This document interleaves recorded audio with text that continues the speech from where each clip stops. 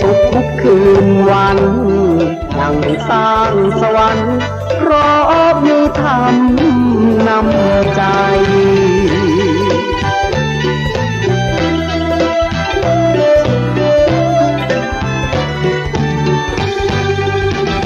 บรรณาการจากพระอาจารย์พระครูได้เผยแพร่ความรู้เชิดชูพระธรรมกระจ่างพระอาจารย์แก่นชี้ทางสว่างเชิดชูเย็นแนวทางสว่างสงบร่มเย็นเชิญท่านมาฟังให้หายเศร้าโศกลำเค็ญร่มเย็นเพราะธรรมนำพาได้ข้อคิดแห่งพินิจพบแสงสว่างพระธรรมนำทางและพระธรรมนำใจ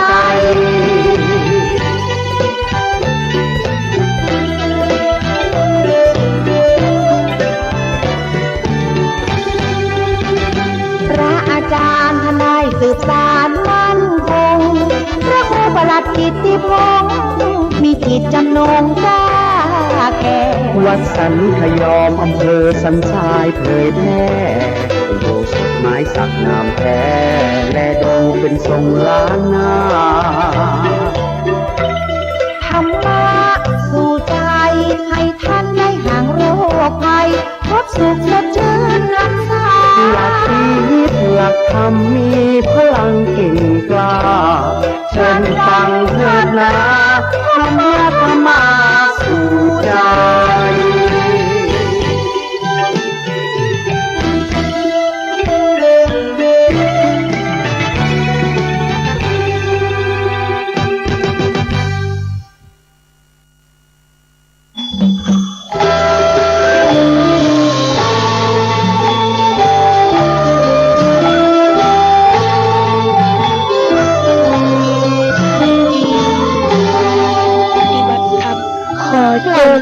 กระทำบุญเจ้าภาพสร้างศาลาปฏิบัติเมตรละ 1,500 บาทเจ้าภาพปลูกกระเบื้องเมตรละ600 บาทร่วมเป็นเจ้าภาพได้ที่วัดสังขยอมติดต่อได้ที่พระครูสถิตธุราธรเจ้าอาวาสวัดสังขยอมเบอร์โทร080684 อาจารย์แก่นเบอร์โทร0962626264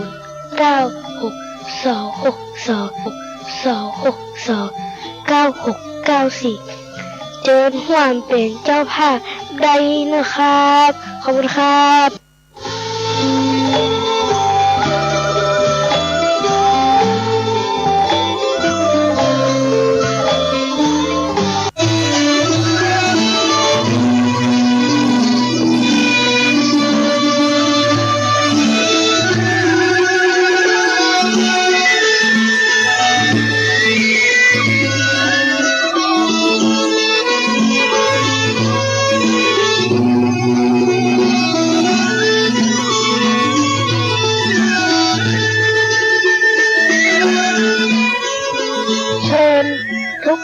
รับฟังรายการธรรมะสู่ใจกับพระอาจารย์แก่นวัดสังขยอมได้ณบัดนี้ครับธรรมะสู่ใจยามเย็นมาแล้วเสียงดังแจ้วแจ้วมาแล้วเสียงธรรมธรรมะสาระเรื่องเก่าเรื่องหลังเตสนานังน้ำธรรมพระเจ้าตำนานโบราณนมนานเนื้อเจ้าเอามาก้อนไกใจความสัพเพเหระสิ่งไรละหลวมรวบรวมใจความหูที่แจ้งเราเก่าเล่าใหม่ขยายให้แจ้งด้วยแสงแห่งธรรมะน้ำธรรมคำสอนล้วนมีสาระได้นำมาแจกแจงให้ได้เข้าใจแจ่มแจ้งแดงแจ้งให้หายละแวงในบทบาทถ้อยหู้แล้วหู้แถมเอาจนเป่งปอย บ่ฮือได้มอยดังพร้อยฮือได้ตั้งใจฟัง ป้อนนานป้อนน้อยแปลงใจหวานดังตาลอ้อยคอยฟังสาระธรรมะย่อมบ่ละหลังขอเจิญจวนฟังทุกคนเนื้อเจ้าทุกคนเนื้อเจ้ากราบนมัสการถวายความเคารพหลวงพ่อพระครูสมุวิชุวัฒน์วรกิจโจท่านผู้อำนวยการสถานีวิทยุคลื่นพระพุทธศาสนาเพื่อการศึกษาพระพุทธศาสนาและวัฒนธรรม FM 104.50 วัดฝ่ายหินเจ้าวาดวัดฝ่ายหินท่านอาจารย์พระครูสถิตตุราธรเจ้าวาดวัดสันขยอมวิหารอุโบสถไม้สักทองทรงละนาเจริญพรเจริญธรรมธรรมสวัสดีกับบรรดาญาติโยมสาธุชนพุทธบริษัทต่างหลายสาธุธรรมคำสอนขององค์พระชินวรสัมมาสัมพุทธเจ้าสัมมาสัมพุทธเจ้าฟังทุกวันเล่ายิ่งเข้าใจในธรรมธรรมะธรรมชาตินั้นเป็นกฎแห่งกรรมผู้ใดกระทำผู้นั้นย่อมได้ผู้ไหนกระทำผู้นั้นย่อมได้ปาปกรรมตามตัวตอบไส้ทุกเมื่อคืนและวันหลีกหนีบ่พ้นคนที่ทำกรรมสิ่งใดกระทำสิ่งนั้นย่อมได้ดังเงาตามตัวให้ดีย่อมได้ทำจะได้ย่อมได้สิ่งนั้นปาปกรรมคนเฮาหลายลืบหลายจันสวรรค์เวียนว่ายลงทันเพราะฉะนั้นทำดีถูกท่วนร่วมกันบุญกินบุญตานสืบสานปกป้องทำสิ่งดีงามดุจเฮากังจ้องเสมือนเป็นลมเย็นเพิ่งปะปราศจากความกังวลเป็นเงาเพิ่งปะมีแต่เรื่องอันเย็นมนุษย์ลุ่มไฟโปนยากแสนเข็นเพราะความร่มเย็นแต่ละคนได้สร้างฝากกลไกธรรมะเป็นแนวคิดเป็นแนวทางประพฤติปฏิบัติหลักแห่งการสร้างกุศลคุณงามความดีเนื่อบรรดาญาติโยมสาธุชนต่างหลายบัดนี้อัตมภาพก็จักได้เข้าสู่รายการธรรมะยามเย็นยามแลงพบปะกับบรรดาพ่อแม่พี่น้องอุบาสกอุบาสิกาเนื่องโดยท่านอาจารย์พระครูไพศาลสุทธากรท่านพระมหาประชันจักรวโรเจ้าวาดวัดตงปะเกตรองเจ้าคณะตำบลหนองหานท่านได้โทรศัพท์เข้ามาโอจาในโอกาสว่าตอนนี้ได้พักอิริยาบถที่โรงพยาบาลมหาราชนครเชียงใหม่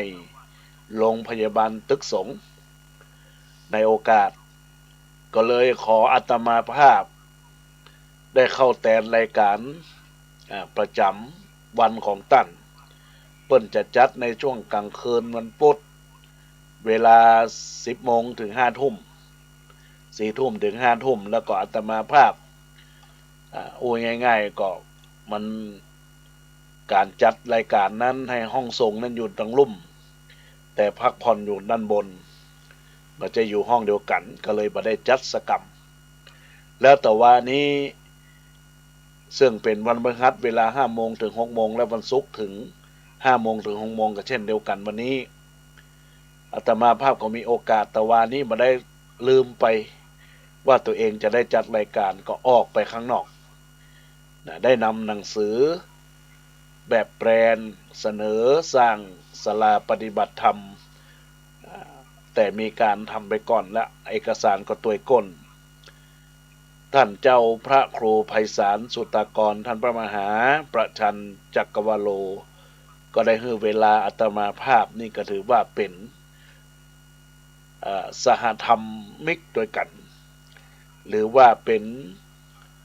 ครูบาอาจารย์ที่เคารพนับถือกัน เหมือนดังคำกล่าวว่ามีเพื่อนดีเพียงหนึ่งที่พึ่งได้ดีกว่าเพื่อนมากมายที่อิจฉามีมิตรดีเพียงหนึ่งที่เมตตาดีกว่ามิตรร่วมเฮฮาแต่ไร้ใจญาติโยมสาธุชนพุทธบริษัททั้งหลายอาตมาภาพก็จะได้ประคับประคองเวลาช่วงนี้จนกระทั่งจบรายการไปก็ต้องบอกกับบรรดาญาติโยมท่านสาธุชนว่าธรรมะบรรณาการที่อาตมาภาพ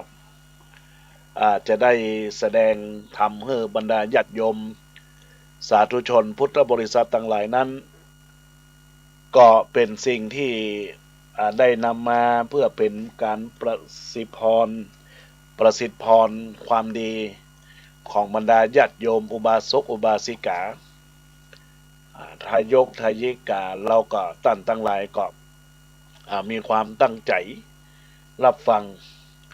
ถึงว่าช่วง5 โมงถึง6 โมงนี้เป็นเวลาที่บรรดาญาติโยมก็คงจะได้แหมอาหารเปิดห้องว่าแหมกินเนี่ยกินนะญาติโยมนะแต่ภาษาพื้นเมืองเลือกๆเปิดว่าแหมคือกระทำเนี่ยกินเนี่ยว่าคนใดที่ทำอาหารการกินก็ทำไปตัวเนี่ยไปตัวก็รับฟังรายการไปตัวก็เป็นสิ่งดีงามงดงามในสิ่งที่บรรดาญาติโยมจะได้รับฟังแล้วก็ญาติโยมทั้งหลายตั้งปวงนะในช่วงรายการท้ายรายการก็จะเปิดโอกาสให้บรรดาญาติโยมได้รับฟังธรรมะขององค์สมเด็จพระสัมมาสัมพุทธเจ้าไปแล้วญาติโยมมีสิ่งใดที่ได้ขัดข้องมองอกมองใจท่านก็นำไปประพฤติปฏิบัติหลักแห่งการสร้างกุศลคุณงามความดีกันไปในธรรมะของพระพุทธเจ้านี้ญาติโยมทั้งหลายก็มีนักมีหลายถ้าอู้ถึงไปว่าอู้เป็นปีนี่ก็ตึงบรรจบญาติโยมนะเปียกมีตั้ง 84,000 พระธรรมกันธ์เป็นธรรมะที่บักเก่าแล้วก็ตันสมัยตัวขนาดเป็นเก่า 2,000 กว่า 2,066เขาก็ยังเห็นว่าหลักธรรมก็ยังใจใหญ่ได้อยู่ในยุคสมัยนี้เพราะฉะนั้นญาติโยมทั้งหลายธรรมะพระพุทธเจ้าก็อยู่ในตัวเฮานี่แหละนะไม่ได้อยู่ที่ไหนอยู่ในตัวเฮาอย่างเช่นว่าความโทสะตามมือเสียคนโทสะก็คือความมีความโมโหโตโสกันนะมีความโทสะมีความโกรธนะญาติโยมโมหะก็มีความลุ่มหลงในตัวในตนโมหะที่มีความเข้มมีความเครียดอยู่ในอกในใจเปิ้นบอกว่าโทสะทำให้เสียคนโมหะก็ทำให้เสียของกาเมก็เสียทั้งคนและเสียทั้งของเรื่องราวเป็นจะใดญาติโยมทั้งหลายเรื่องราวก็จะเป็นว่าในสมัยโบราณโลกก็คงจะบ่มีอันยังเหมือนกับที่เราเห็นอยู่ในบัดนี้นะญาติโยมทั้งหลายบ้านเฮือนบ่แออัดคับข้างถนนหนทางบ่กว้างบ่ขวางบ่สบายบ่สะดวกสบายยวดยานพาหนะเครื่องใจไม้สอยในบ้านวิทยุหนังสือพิมพ์ภาพยนตร์ละครเป็นต้นก็คงมีบ่มากมายเหมือนกับสมัยบัดเดี๋ยวนี้แต่คนในสมัยโบราณญาติโยมทั้งหลายอยู่กันมาได้อย่างสบายดูเหมือนจะสุขสบายยิ่งกว่าพวกเฮาในสมัยนี้ ที่เสียด้วยซ้ำเพราะฉะนั้นเครื่องอุปกรณ์ในการสร้างความสุขแก่ชีวิตจึงบ่ใช่วัตถุแต่เพียงอย่างเดียวน่าจะมีอันหยังที่เป็นส่วนของจิตใจที่นับว่าเป็นสิ่งจำเป็นในการอำนวยประโยชน์สุขให้แก่ชีวิตอยู่พ่องเป็นแน่เพราะว่าเมื่อโลกเจริญขึ้นมาเพียงใดญาติโยมเครื่องอุปกรณ์ในการแสวงหาความสุขก็มีมากขึ้นเพียงอันความสุขของคนเราน่าจะมากขึ้นตามส่วนแต่นี้ญาติโยมทั้งหลายหากว่าเป็นเช่นนั้นไม่และคนเราก็ดิ้นรนขวนขวายเมื่อสนองความยากความใคร่มีนั่นเรื่อยๆที่สุดก็ประพฤติชั่วช้าเร็วทรามประทุษร้ายผู้อื่นก็เพราะเจ้าความยากความใคร่ของตัวเองนั่นเองนี่แหละญาติโยมทั้งหลายความยากลำบากของชีวิตสิ่งที่รักที่หวงสิ่งที่รักที่หวังเหล่านั้นมันก็สมรักสมหวังไปเสียทุกอย่างเมื่อไรหวังไว้ร้อยได้สมหวังเพียงหนึ่งก็ยากและโดยปกติแล้วญาติโยมทั้งหลายจิตใจของเราก็มักหวังอันหยังมากกว่าความเป็นจริงที่ควรได้ตั้งร้อยเต้าปันเต้าเสมอได้มาเพียงหนึ่งแล้วจะรักษาของรักของสงวนเหล่านั้นไว้ให้ยั่งยืนก็ยากอีกก็เลวไหลทางนั้นทุกสิ่งทุกอย่างบอกว่าจะเป็นที่รักหรือที่จังมักจะมีลักษณะมีการเปลี่ยนแปลงบ่มีความจีรังยั่งยืนยิ่งเป็นความยากลำบากของชีวิตเพิ่มขึ้นในการตามรักษาของฮักของใคร่เรานั้นร้อยทั้งร้อยที่ต้องทุ่มเทชีวิตลงไปกับสิ่งเหล่านั้นต้องทนอาบเหงื่อต่างน้ำต้องอดตารับขับตานอนต้องหวาดผวาวิ่งพล่านไปอย่างหัวซุกหัวซุนเพื่อที่จะได้แสวงหาอย่างญาติโยมทั้งหลายแสวงหาเครื่องอุปโภคและบริโภคอุปโภคและบริโภคในการที่จะสร้างความสุขให้แก่ตัวเองแต่ในที่สุดก็คว้าน้ำเหลวในลักษณะของเรื่องราวที่กล่าวมานี้ญาติโยมทั้งหลายในเทรีภาษิตหรือว่าเทรีคาถาได้กล่าวไว้ว่ากามทั้งหลายบ่เที่ยงบ่ยั่งยืนเต็มไปด้วยความทุกข์และพิษอันร้ายกาจประดุจก้อนเล็กอันร้อนซ่าเป็นต้นค่าแห่งความคับแค้นใจ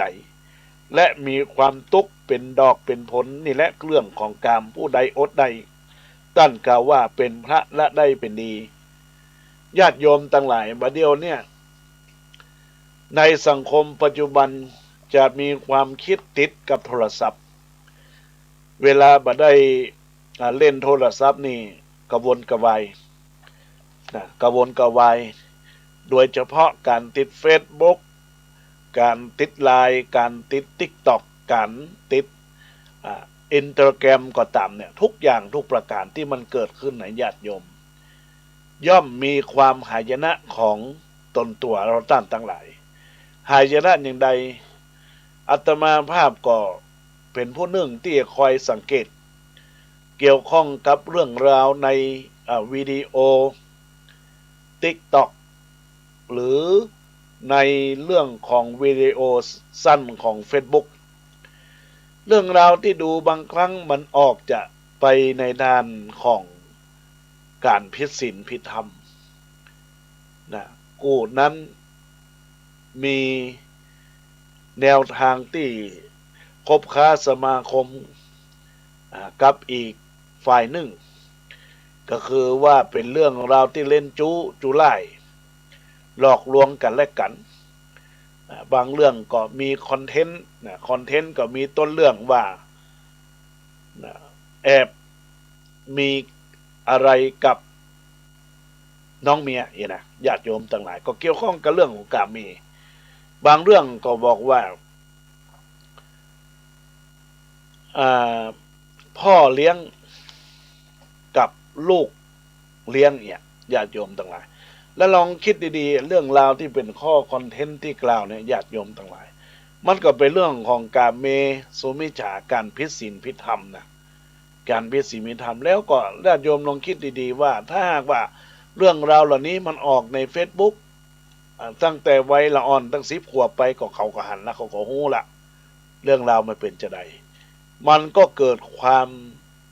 บ่มเพาะในจิตใจเกิดพื้นฐานในจิตใจในลักษณะที่ว่าเรียนรู้จากวิดีโอเกิดแนวคิดเหมือนกับวิดีโอเนี่ยญาติโยมเหมือนกับเรื่องราวในวิดีโอในคลิปวิดีโอสั้นเพราะนั้นเราจะยิ่งใหญ่ญาติโยมทั้งหลายนะโลกเฮามันหมุนไปอย่างรวดเร็วนวัตกรรมหรือดิจิทัลมันเกิดขึ้นแล้วมันมีความรวดเร็วคนก็เลยขาดสติปัญญานะโดยเฉพาะมีข่าวเนาะญาติโยมในหน้า Facebook ในปกเนี่ยนะก็จะกล่าวถึงเรื่องที่มันเสียหายจะกล่าวในเรื่องเสียหายซึ่งมันเป็นเรื่องราวที่น่าสังหรณ์ใจสำหรับคนเฮาตั้งแต่อายุ40ลงมาเนี่ยสังหรณ์ใจเพราะว่าคนที่อายุ40ลงมาเนี่ยเป็นผู้ที่ได้รับวัฒนธรรมที่ยังหมุนแรงเหมือนกับคนบัดเดี๋ยวเนี่ยคนอายุ12 13 14 15จนถึง20ปลายเนี่ยญาติโยมทั้งหลายแล้วคนก็ชอบโดยเฉพาะผู้แม่หญิงเนี่ยชอบถ่ายรูปห่มน้อยนุ่งน้อยโมว่ามีแนวคิดที่เปลี่ยนไปเพราะสถานการณ์มันเกิดขึ้นหรืออย่างไรเนี่ยสำคัญญาติโยมทั้งหลายถ้าอดได้เป็นพระชนะบาปยิ่งเป็นลาภเสริมสร้างทางกุศลยิ่งละได้ยิ่งดีมีมงคลจะหลุดพ้นความชั่วตัวอัปรีอดไม่ได้เป็นมารโบราณว่าเราเกิดมาเป็นคนไม่พ้นผีไม่ละเว้นชั่วร้ายก็ไม่ดีจะอับปีเลวทรามไปจนตายญาติโยมทั้งหลายเพราะนั้นเราจะต้องมีลักษณะของตัวตนของเฮาที่เรียกว่ารู้ตัวเองตั้งตัวเองคิดตัวเองญาติโยมคือหมั่นฝึกและหมั่นปฏิบัติและก็พยายามฝึกหัดในเรื่องของการปฏิเสธนะญาติโยมฝึกหัดตัวเองในสิ่งที่ตัวเองยังต้องประพฤติปฏิบัติในลักษณะของตัวเองดังนั้นแล้วญาติโยมทั้งหลายซึ่งสมัยนี้ผู้ปกครองส่วนใหญ่ก็มีความรู้สึกที่ตรงกันก็คือเป็นห่วงลูกหลานเหลนตรงตัวเองเกรงว่าลูกจะต้องประพฤติผิดคิดชั่วทะลำตัวไปเกลียกกลัวกับเพื่อนเลวๆซึ่งมีอยู่เต็มสังคมประพฤติกรรมต่างๆที่วัยรุ่นยุคนี้แสดงออกล้วนแต่เป็นเครื่องชี้ให้เห็นถึงความบ่ปลอดภัยบ่รอดของละอ่อนที่มีความเปราะบางแห่งศาสนาญาติโยมทั้งหลายพิจารณาให้ดีว่าปัจจุบันนี้เด็กตั้งแก๊งนะเด็กมีความตั้งแก๊งรวมกลุ่มซุมหัวกันประกอบคิดที่ผิดศีลธรรมตั้งแต่การเสพของมึนเมาดื่มก็ดีดื่มเหล้านะญาติโยมดมก็ดมกาวดูดก็ดูดยังสิ่งที่เป็นการสูดดมก็คือกาวนะญาติโยมแล้วก็สูบบุหรี่สูบกัญชานะยิ่งรัฐบาลเพื่อให้มีการปลูกเนี่ยก็ต้องมีวิธีทางที่จะต้องให้เขาได้รู้อันไหนเป็นคุณอันไหนเป็นโทษในญาติโยมต่างหลายบางคนก็ฉีดยาเข้าร่างกายตัวเองเลือดสูบฉีดทำให้หัวใจเกิดหัวใจหัวนี่นะญาติโยมทั้งหลาย แล้วก็บางครั้งอาการทั้งดื่มดมดูดสูบฉีดเนี่ยก็ออกอารวาสฟาดฟันสุจริตชนบนชนบนท้องฟ้าถนนแก๊งเหล่านี้นิยมอิสระไร้วัฒนธรรมไร้การปกครองไร้ระเบียบวินัยแล้วก็อีกอย่างหนึ่งประเดี๋ยวนี้ญา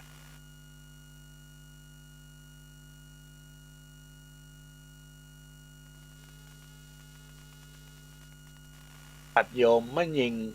มีความรุนแรงแย่งได้ทั้งเฉพาะชายแย่งชิงป้อใจด้วยกันลิรักกันในวัยเรียนโอ้รุนแรงญาติโยมตั้งแต่ระดับประถมมาเลยนี่บางคนก็จับคู่กันเกินคาดฟาดฟันเพราะแย่งผู้ใจแย่งมันหญิงเด็กมัธยมเด็กประถมบักกลัวอายนัดเพื่อนหญิงเพื่อนชายไปที่ลบที่ลี้ญาติโยมแล้วก็มีการช่วงชิงศักดิ์ศรีใครยามเป็นไปบ่ได้ต้องเด่นแต่ไว้ความดีแต่ไร้ความดีญาติโยมต้องเด่นต้องดังฉันต้องเด่นต้องดังฉันต้องให้ได้ที่หนึ่งแต่ไร้ขาดคุณธรรมความดีของตัวเองแล้วก็ยังอวดเบ่งบารมีเพราะพ่อแม่หรือญาติพี่น้องเป็นเจ้าใหญ่ในโตแล้วก็ยังเป็นผู้ที่มีอำนาจวาสนาบารมีก็เลยใช้อำนาจฟาดฟันกันเบ่งกันกับคนอื่นญาติโยมทั้งหลายนี่แค้นต้องชำระในลักษณะของพุทธศาสนาญาติโยมทั้งหลายเปิ้นให้มีอภัยกันคำว่าอภัยนี่คืออภัยซึ่งกันและกันอย่าไปคิดรุนแรงในตัวในตนยกพวกตีกันทั้งที่บอกว่าโกรธก็บ่โกรธก็แต่ก็บ่แต่ก็เป็นเรื่องอันหยังก็บ่ฮู้ตั้งแต่ที่ไหนทุกภพทุกชาติมาก็เรียกว่าถ้าสิ่งเหล่านี้ถ้ามันมีเกิดขึ้นก็เรียกว่าเจ้ากรรมในเวรนะญาติโยมแล้วก็มามีเหตุผลส่วนอยู่อย่างเดียวก็คือกูบ่ชอบขี้หน้ากูชังขี้หน้าแล้วก็สังคมเดี๋ยวนี้ประชดสังคมประชดประชันพ่อแม่ครูบาอาจารย์ก็ถูกบาคือการเคารพครูบาอาจารย์ในโรงเรียนในสถานศึกษาทำตัวเหมือนกับเด็กไร้ปัญญาญาติโยมทำตัวเป็นเชื้อโรคที่จะไปทำลายครอบครัวทำลายพื้นฐานของพ่อแม่แล้วก็บาเคารพนับถือก็ทำลายสถานศึกษานะญาติโยมเพราะฉะนั้นจะต้องสร้างคุณธรรมให้เกิดขึ้นการสร้างคุณธรรมในญาติโยมจะต้องมีพฤติกรรมพยายามพูดถึงเรื่องราวของความกตัญญูกตเวทิตาธรรมเป็นสิ่งที่เราจะต้องนำพาความสุขให้กับตัวเราเองในโอกาสนี้ก็อนุโมทนาในส่วนกุศลของมูลศรัทธาญาติโยมในโอกาสนี้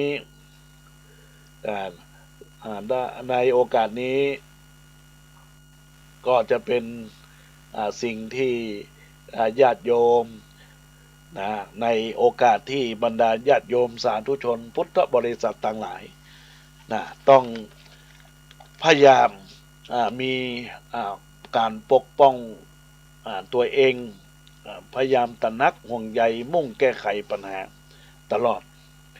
แล้วก็ญาติโยมต้องหาทางออกเรื่องนี้ก็คิดว่าเวลาแล้วที่ผู้ใหญ่ควรต้องหันมาใส่ใจเด็กอย่างจริงจังและญาติโยมอยู่ที่ผู้ปกครองของตัวเองจะต้องมันพยายามหาความรักหาความอุ่นคือมีเวลาและพร้อมที่จะแก้ไขช่วยเหลือ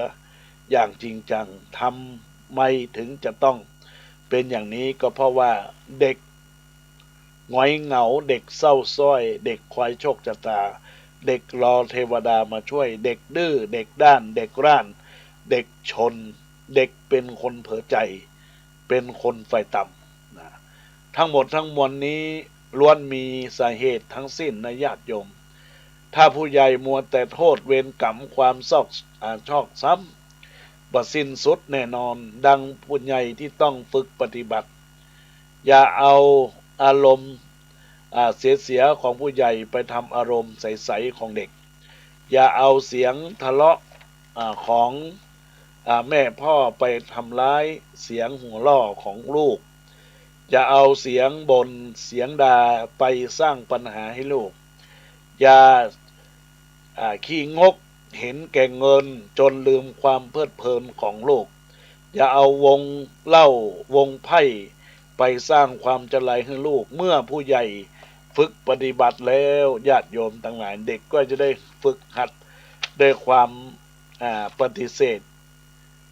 อย่าอารมณ์เดือดเวลาเรียนก็อย่าโดดอย่าใส่สายเดียวอย่าโซสะดืออย่าเที่ยวดึกอย่าใส่ส้นตึกอย่ามือเติบอย่าใจแตกอย่าแหกคอกอย่านอกครูอย่าบู๊กับคนอื่นอย่าฝ่าฝืนกติกาอย่าเสวนากับคนชั่วอย่ามัวอบายมุขอย่ามั่วยังฝึกปฏิบัติหัดปฏิเสธสังคมจะคงน่าอยู่ขึ้นอีกมากมายนี่ก็เป็นเรื่องราวที่ขอฝากกับบรรดาญาติโยมสาธุชนพุทธบริษัททั้งหลายทุกท่านทุกคนที่ได้รับฟังรายการธรรมะยามเย็นแทนท่านอาจารย์พระครูไพศาลสุตตกรท่านพระมหาประชันจักรวโลในโอกาสนี้ก็ญาติโยมสาธุชนทั้งหลายก็เป็นสิ่งที่เราจะต้องสกัดอกสกัดใจว่าตามใจปากก็ลำบากต้องตามใจน้องก็ลำบากปี้ตามใจคนบอดีลำบากใจตามใจน้องสะใภ้ลำบากพี่เขยตามใจจำเลยลำบากตำรวจตามใจพวกลำบากหมู่ตามใจจู้ลำบากครอบครัวตามใจผัวลำบากเมียตามใจเฮียลำบากเจตามใจเนนลำบากตุตามใจสาวคิคุลำบากกระเป๋าตามใจคนเฒ่าลำบากลูกหลานตามใจหนุมานลำบากกรุงลงกาตามใจหมาลำบากแมวตามใจแต้วลำบากชายตามใจยายลำบากลำบากปู่ตามใจสาวเจ้าสู้ก็ลำบากหอมทอมตามใจลำยองก็ลำบากวันเฉลิมตามใจลูกนักเกินลำบากแม่ป้อตามใจยังมั่มสุดรอก็ลำบากกับเน่งเท่งเถิดเทิงญาติโยมทั้งหลายก็อนุโมทนาขอบคุณญาติโยมทั้งหลายที่ได้รับฟังรายการก็มีรายการม่วนงานสเล่ามาแทรกกับบรรดาญาติโยมสาธุชนพุทธบริษัททั้งหลายทุกคนทุกท่านเราจะทำอย่างใดจะคิดอย่างใดเปิ้นบอกว่าคิดมากจะทำให้เราเลินโนเหนื่อยคิดเฉยก็ทำมือเฮาจ้าคิดบ้าก็ทำมือเฮาบอคิดท้อก็ทำมือเฮาถอยคิดบ่อยก็ทำมือเฮาลวนคิดแปรปรวนก็ทำมือเฮาลังเลคิดเกเรก็ทำมือเฮาลุดนอกกรอบคิดในทางที่ชอบทำมือเฮาลำดีคิดขี้จิขี้ทีก็มือเฮาใจแคบคิดแปลกๆก็ทำมือเฮาเพี้ยนคิดบ่เบียดเบียนก็ทำมือเฮามีเมตตาคิดซ่าๆก็ทำมือเฮามักมีเรื่องคิดเปื้อนทำให้เฮามีกำลังใจคิดพระรัตนตรัยก็ให้เฮามีศรัทธาคิดถึงบิดามารดาทำให้เฮามีความกตัญญูคิดถึงคุณครูก็ทำให้เฮามีความรู้คิดถึงจู้ก็ทำให้เฮารู้สึกผิดคิดถึงกิ๊กก็ทำให้เฮาหลายใจคิดถึงอันตรายก็ทำให้เฮาบ่ประมาทคิดถึงความบริจาคก็ทำให้เฮามีบารมีคิดถึงบารมีของครูบาเจ้าศรีวิจัยเป็นนักบุญแห่งล้านนาไหนเนี่ยญาติโยมทั้งหลายนี่ก็คิดอย่างใดก็จะได้อย่างนั้นคิดดีก็ทำดีพูดดีทำปฏิบัติก็มีความเจริญเนอะตอนนี้ก็เป็นโอกาสเวลาเนอะในช่วงแรงที่บรรดาญาติโยมสาธุชนพุทธบริษัททั้งหลายได้รับฟังรายการธรรมะในโอกาสบัดนี้นั่นก็ได้รับฟังสารธรรมเกี่ยวกับการฝึกหัดปฏิบัติการที่ว่าจะได้มีโทสะโมหะ อย่าได้มีการผิดศีลผิดธรรมเรื่องของกาเมก็จะทำให้ตัวเฮานั้นขจัดปัดเป่าในสิ่งที่ชั่วร้ายที่เกิดขึ้นในตัวตนของเราท่านทั้งหลายก็พยายามเนอะสร้างกุศลคุณงามความดีคิดดีทำดีก็พูดดีแล้วก็สร้างสรรค์กุศลคุณงามความดีนำแนวคิดแนวทางที่อันไหนถูกอันไหนควรก็นำไปบริหารจัดการในชีวิตของคนเฮาให้ตัวเฮานั้นได้มีความสุขความเจริญในหน้าที่กิจการงานทุกสิ่งทุกอย่างที่ญาติโยมได้รับฟังรายการธรรมะแบบยามเย็นยามแรงในโอกาสบัดนี้ก็เจริญพรอนุโมทนาขอบคุณตอนนี้ก็คงจะเป็นช่วงเวลาที่จะได้ทักทายกับมุราสธาญาติโยมสาธุชน พุทธบริษัทท่านทั้งหลายทุกท่านทุกคนที่ได้รับฟังเจริญพรกับป้อนานอินสมเตปินได้ทักทายเข้ามาแล้วก็ส่งข้อความเข้ามาเจริญพรกับคุณโยมนะน้องคนเดิมนมัสการเข้ามาแล้วก็ยังฝากข้อความในสารธรรมที่ได้ฝากสะกดจิตสะกดใจในตัวตนของเราท่านทั้งหลายว่าทุกวันนี้ก็ยังมีสภาวะที่มีความปวดหัวเนาะคุณโยมอาจจะสอนลูกสอนหลานเนาะอาจจะปวดหัวไปเท่าก็ต้องไปตามยุคตามสมัยอดทนเอาให้มีสตินะสร้างเสริมตัวตนให้เราท่านทั้งหลายได้มีความสุขความเจริญนะแล้วก็เจริญพรกับแม่ยุพินหอมมาลาเจริญพรกับคุณกีรดาพฤกษาเลิศเจริญพรกับคุณโยมพี่เบิ้มเรืองวิยะนันท์เจริญพรกับคุณโยมบรรพตเชื้อวงเดชเจริญพรกับคุณโยมบุญธิกาพรหมเจริญในโอกาสนี้ก็ได้ทักทายเข้ามาเจริญพรกับคุณโยมอัมพรอาสากิจในโอกาสทักทายเข้ามาในรายการโอกาสนี้ก็ขออนุโมทนาขอบคุณกับญาติโยมที่ได้ทักทายในกล่องข้อความแล้วก็ยังมีญาติโยมแม่ครูเป็นจิตอุปพันธ์ได้ทักได้ทายเข้ามาแม่ครูสุรพีคำหนอแก้วแม่ครูไก่เจริญพรกับคุณโยมธนวันพูดงามเจริญพรกับแม่เกียงคำลุงไพโรจน์เนอะได้ทักทายเข้ามาในไลน์แล้วก็ญาติโยมจากสายแมสเซนเจอร์ก็หลายหลายท่านที่ได้กดไลค์กดแชร์ทักทายเข้ามาในองค์การนี้ก็เป็นดีชื่นชมอภิรมย์ที่ญาติโยมได้มีความตั้งอกตั้งใจรับฟังในช่วงตอนแรงนี้ในญาติโยมท่านทั้งหลายธรรมะสกิจใจในองค์สรีสัมมาสัมพุทธเจ้าก็เป็นสิ่งที่ยืนยาวดีงามงดงามงามในเบื้องต้นงามในท่ามกลางและงามในที่สุดแล้วเราจะตั้งทั้งหลายจะต้องช่วยกันทุกวิธีทางบอกว่าจะเป็นการป้องกันมีศีลก็ต้องประพฤติปฏิบัติในตัวตนของเรารักษาศีลเจริญพรกับแม่มาลาปณจำนงเนอร์ได้ทักทายเข้ามาในโอกาสนี้ก็อนุโมทนาขอบคุณกับแม่ตัวเนอร์ที่ได้ทักทายเข้ามาในกล่องข้อความที่เฟซบุ๊กไลฟ์ตอนนี้ปล่อยโอกาส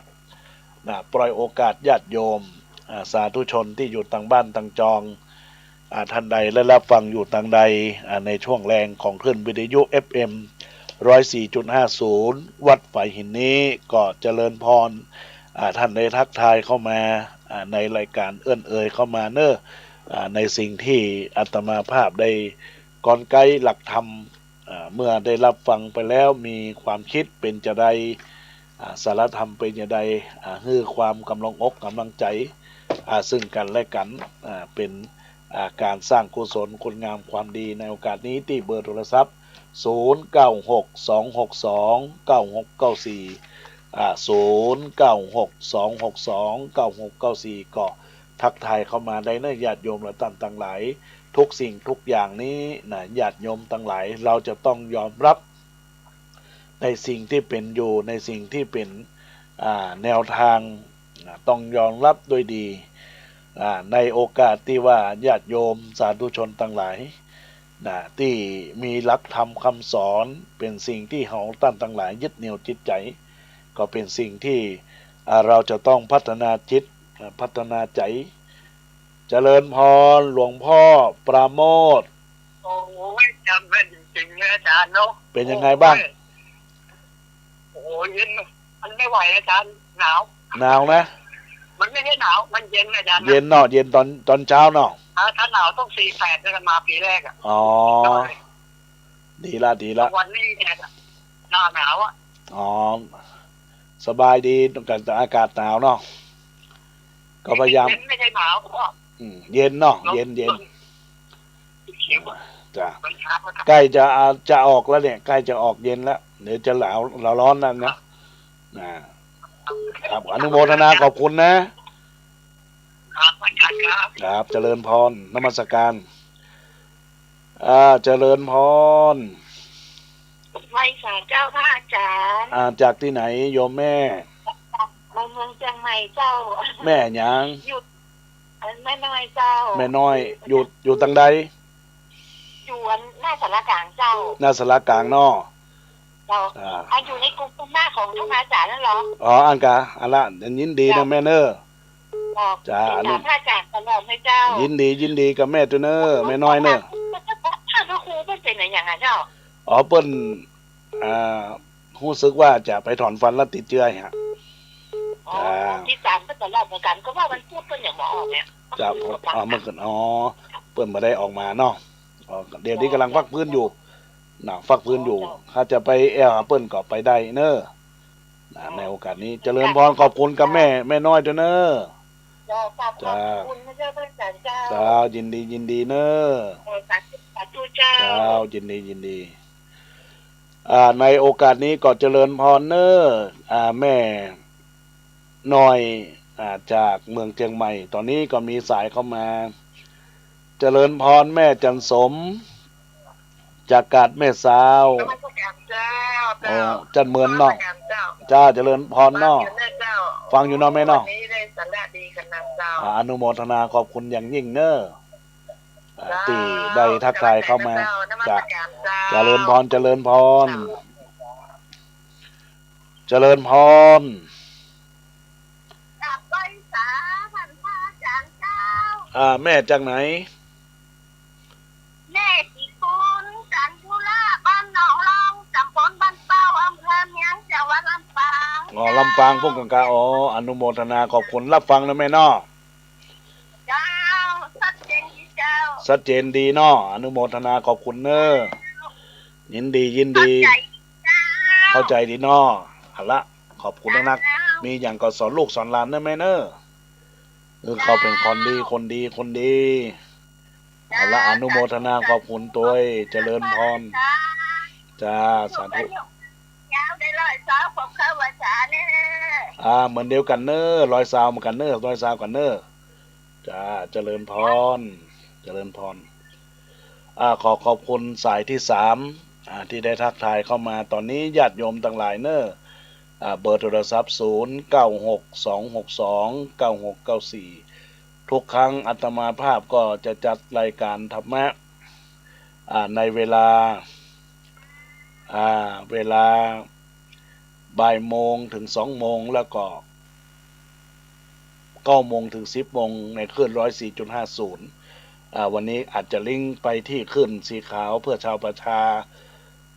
ของท่านอาจารย์พระครูอภิวัฒนวิกรมท่านผู้ในวยการคลื่นวิทยุห้วยตองซักในโอกาสนี้ก็ขอไว้สาท่านเจ้าเทนเนอร์อนุโมทนาขอบคุณวันนี้มาทดแทนรายการของท่านพระมหาพระครูไพศาลสุตตากรเนาะเจริญพรแม่แสงล่า ไว้สาบเจ้าไม่ล่าฟังเลยเจ้าไปคัดที่สอนใจดีเจ้า ดีเนาะอนุโมทนาขอบคุณเนอะแม่เนอะ เจ้าไม่เป็นกำลังใจนะเจ้า จ้าสาธุยินดีกับแม่ด้วยเนอะ เจ้าแต่ว่าลืมกะ ลืมหยังลืมไป ออกเลย เอาเอกสารไปส่งลืมเปิ้นนั้นตักมาว่ารายการเนอะอย่าง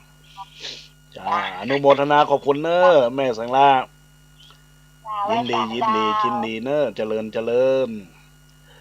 ขอขอบคุณกับแม่แสงล่าน้องอุโบสถเปิ้นจะ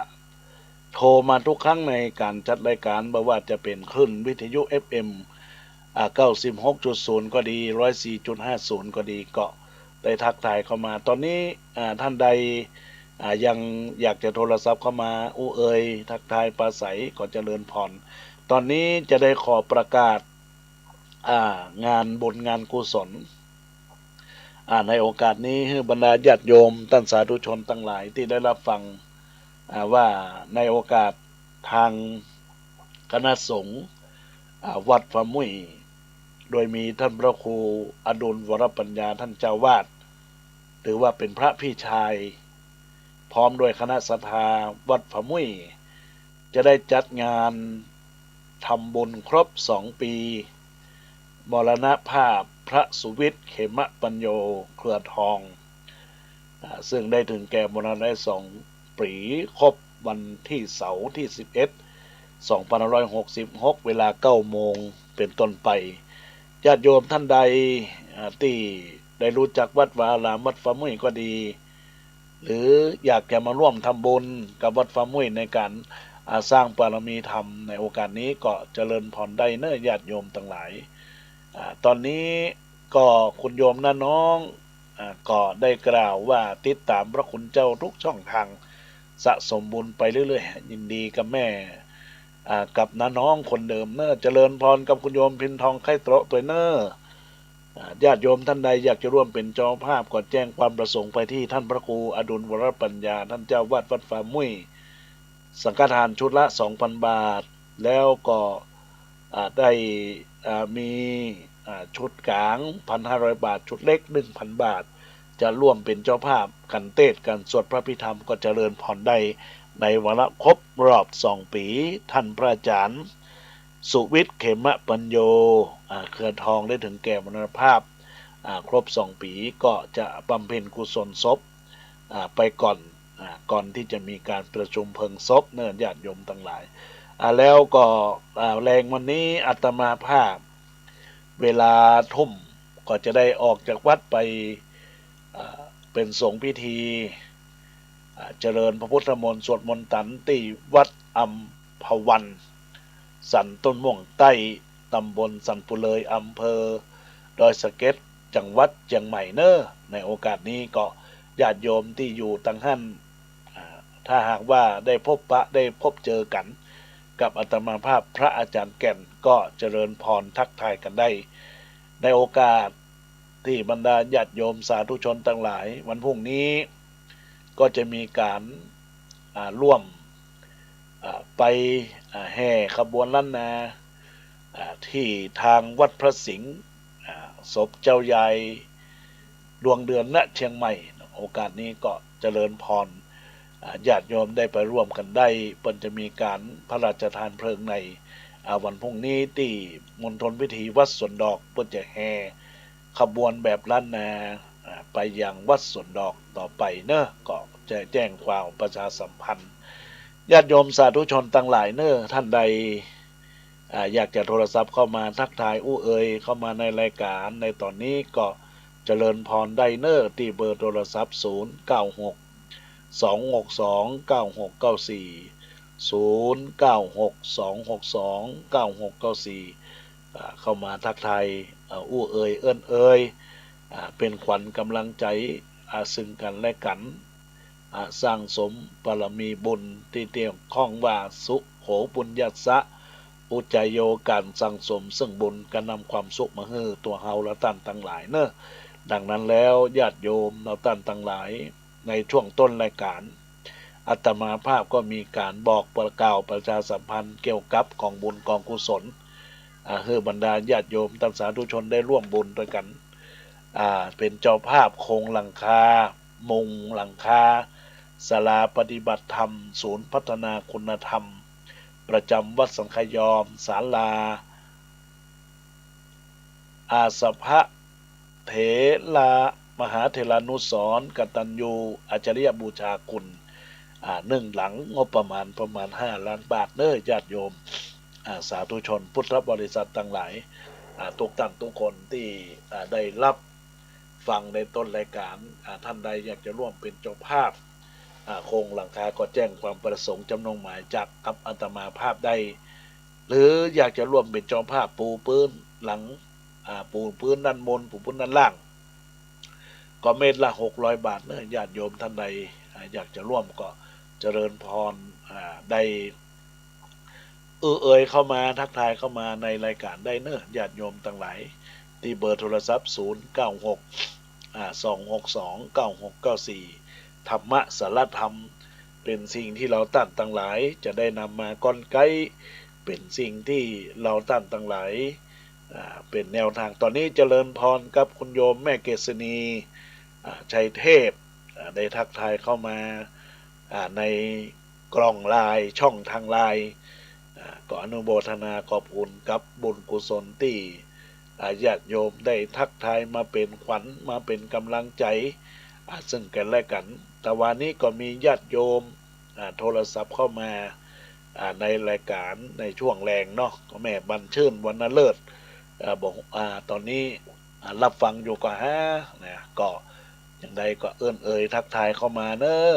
ในรายการสารธรรมยามแรงแต่รายการพันพระครูไพศาลสุตากรท่านเจ้าวาดวัดตุ้งปากเก็ตท่านพระมหาประชันจักรวโรในโอกาสที่ได้จัดรายการทดแทนของเปิ้นก็ต้องยกเปิ้นตัวตอนนี้รักษาสุขภาพเกี่ยวข้องกับการติดเชื้อ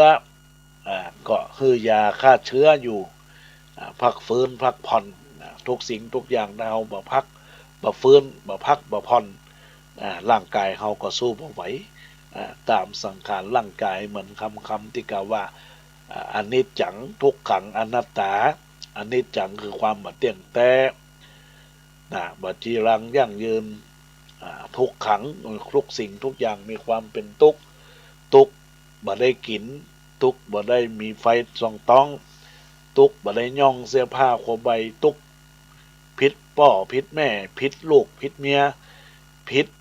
พี่พิษน้องเนี่ยซ้ำคำคัญเป็นทุกข์มนญาติโยมต่างหลายเพราะฉะนั้นเราจะต้องตั้งอยู่ในสติ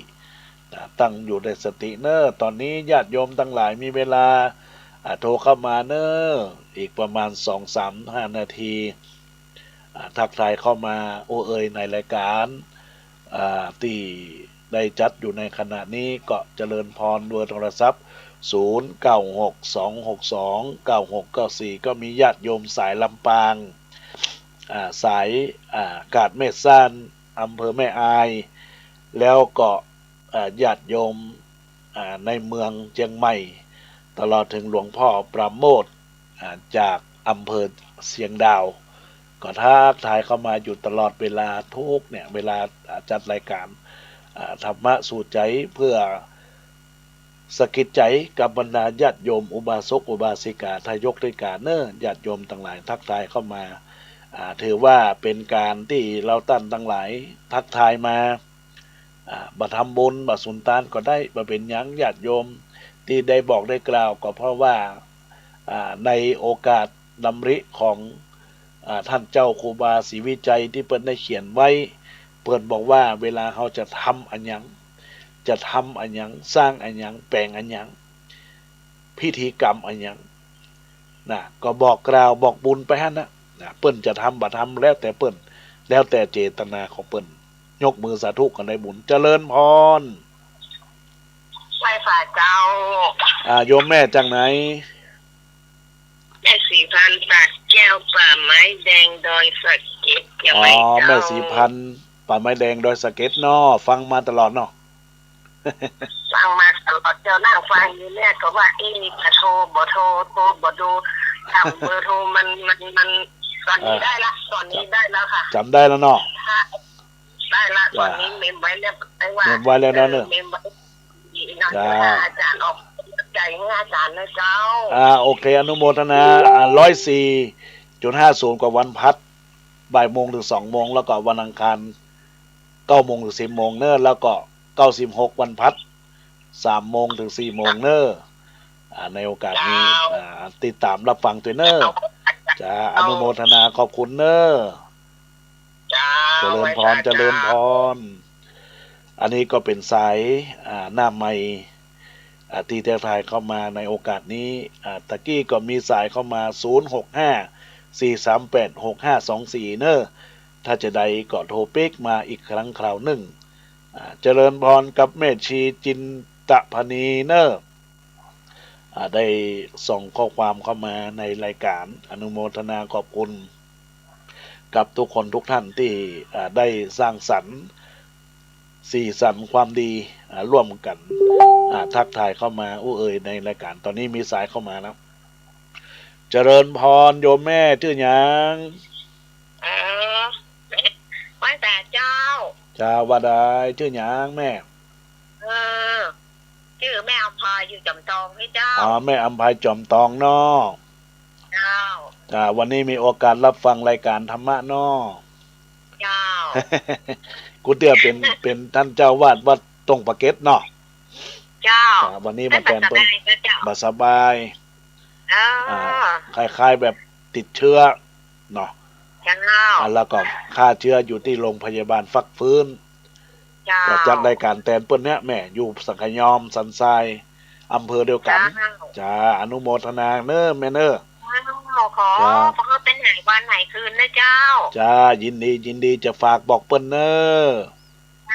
จ้าอนุโมทนาขอบคุณเนอะจ้าไหว้สาเจ้าขออนุโมทนาขอบคุณกับท่าน